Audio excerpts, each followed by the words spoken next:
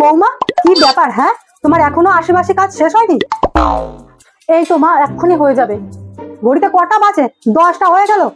আমাদের সময় সূর্য ওঠার আগে সব কাজ সেরে রাখতে হতো। এই নিন দাদা চা। বৌমা, কি ব্যাপার? ঘোমটা কোথায়? তুমি জানো না শ্বশুর আর ভাসুরদের সামনে ঘোমটা দিতে হয়? আমাদের সময় তো মুখের সামনে 1 হাত কাপড় ঘোমটা দিতে হতো। ঠিক আছে মা, এবার থেকে দেব।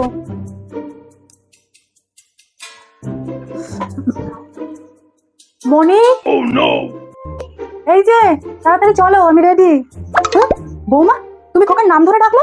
তুমি জানো না স্বামীর নাম ধরে ডাকতে নেই? আমাদের সময় তো স্বামীর নাম ধরে ডাকা দূরের কথা, সবার সামনে স্বামীর সাথে কথাই বলতে পারতাম না। সরি মা, আর কখনো বলবো না। দাঁড়াও না, এর প্রতিশোধ আমি নেব।